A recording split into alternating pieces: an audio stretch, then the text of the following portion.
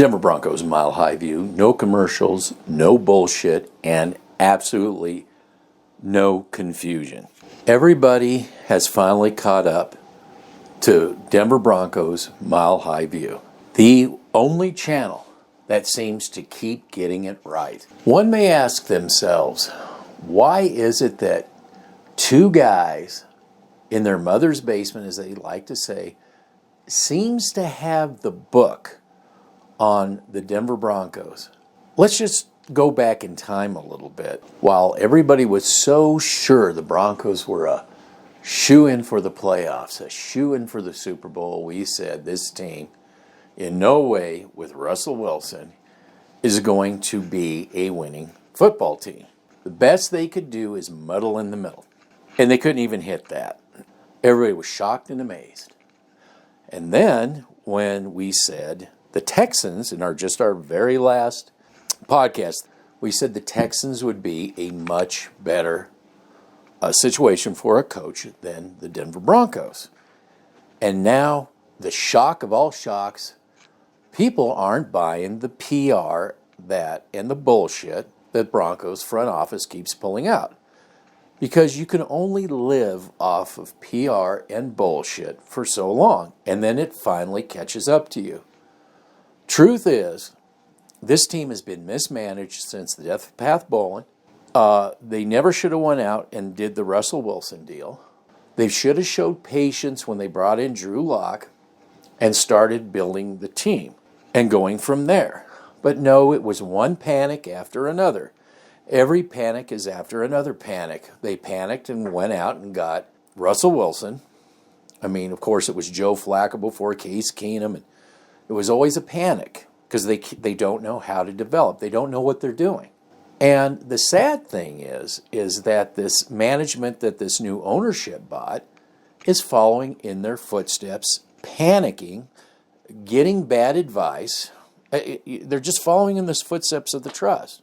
Somebody's given them bad advice. They fly out to Ann Arbor to talk to Harbaugh. Obviously, the Broncos don't have a manager or a general manager because that's being done by Penner. Obviously, the ownership is, like Russell Wilson, unreachable.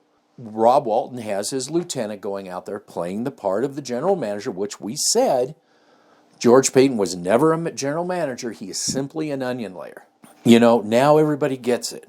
If you're the Denver Broncos, you are not ever going to get anybody to come here because you can't even be real with yourselves. What you did is you put a bunch of channels out there and media out there bullshitting everybody because you can't be real with yourself. Until you're real, nobody's going to believe anything around the league. Nobody's going to want to be there. And you've got a mess on your hand because you're not real.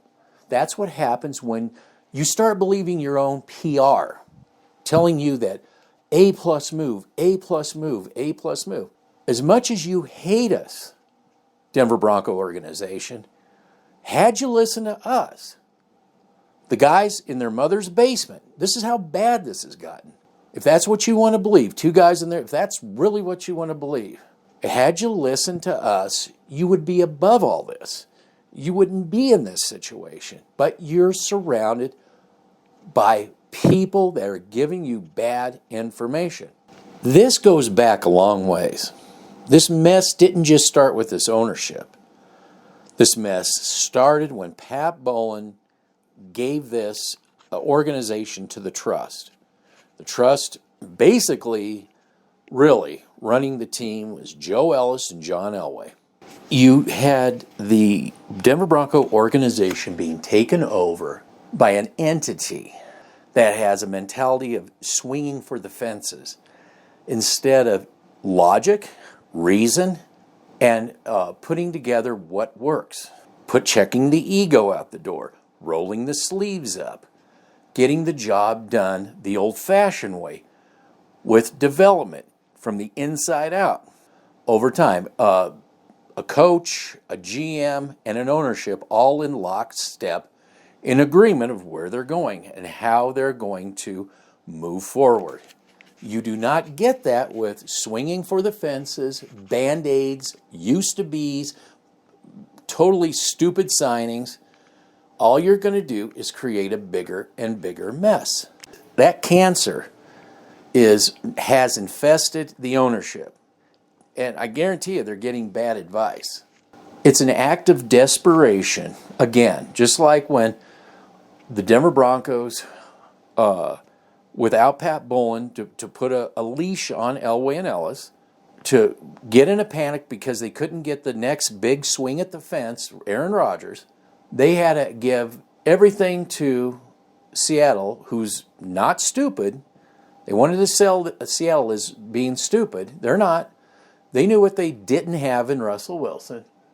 And hell yeah, we'll take your whole franchise basically from you, at least your franchise for the next few years. We'll take that, sure. For this guy, no problem. And that same desperate mentality showed up when Penner goes out, acts like a GM, and ambushes, I guess, goes out to basically beg Harbaugh to come, almost demanding, it seems like you will come here. Because Sean Payton got out of it, in my opinion. New Orleans probably helped out with that. Oh, we're gonna, you can't match what we won. And Sean Payton's probably like, yeah, just get me out of this trap. So obviously Sean Payton isn't coming. I mean, they wouldn't be crawling on their knees to Harbaugh to beg him to come. And all these other coaches are like, what? Yeah. It's again, there's no general manager in Denver. At least you can get on the Arizona Cardinals for going out and getting one, and maybe that hurts them, but everybody knows there's only a facade, onion layer, an acting GM. And as this channel, and only this channel, made the point over and over and over again, when George Payton was hired, that George Payton was never really an actual GM.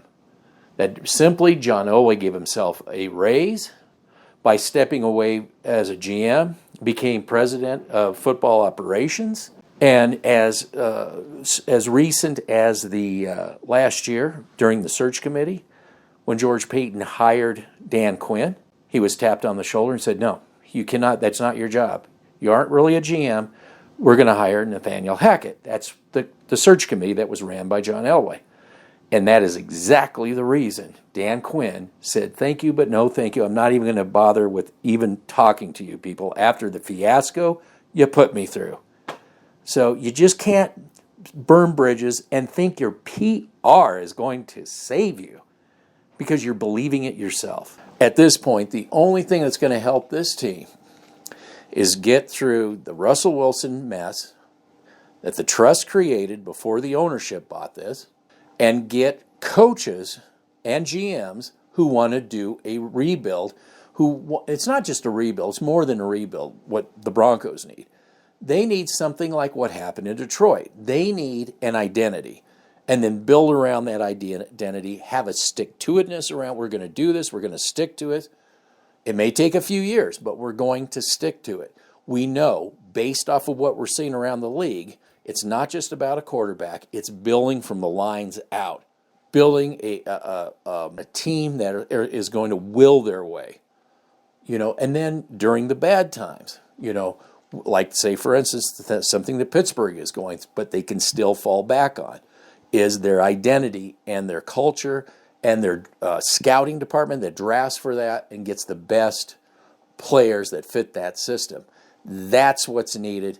And that's the only way out of this mess. The owners, you can ignore that all you want, but sooner or later, you're going to have to get rid of whatever it is that's giving you that bad advice. Whatever you inherited, you need to get rid of that.